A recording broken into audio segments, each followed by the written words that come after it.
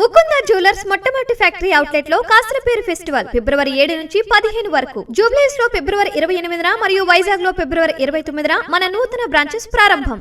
మధ్యంతర వాణిజ్య ఒప్పందంలో భాగంగా భారత సుంకాలను తగ్గించే లేదా తొలగించే అమెరికా ఉత్పత్తుల జాబితా నుంచి పప్పు ధాన్యాల్ని అమెరికా అధ్యక్ష కార్యాలయం శ్వేతసౌధం తొలగించింది. ఈ మేరకు తాత్కాలిక వాణిజ్య ఒప్పందంపై సవరించిన ఫ్యాక్ట్ షీట్ను విడుదల చేసింది. సోమవారం విడుదల చేసిన తొలి నివేదికలో భారత్ కొన్ని రకాల పప్పు ధాన్యాలపై సుంకాల్ని తగ్గిస్తుందని శ్వేతసౌధం పేర్కొంది. అయితే మంగళవారం విడుదల చేసిన సవరించిన నివేదికలో ఆ ప్రస్తావన తొలగించింది.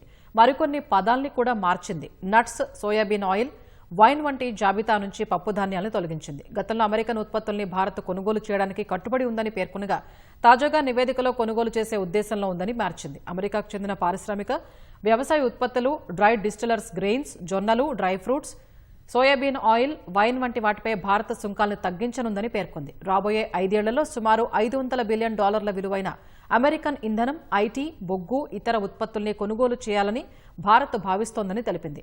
గత వారం వెలువడిన ఉమ్మడి ప్రకటనలో కూడా పప్పుధాన్యాల ప్రస్తావన లేదు. వైట్ హౌస్ తన తాజా సవరణ ద్వారా ఆ ప్రకటనకు అనుగుణంగా మార్పులు చేసినట్లు కనిపిస్తోంది.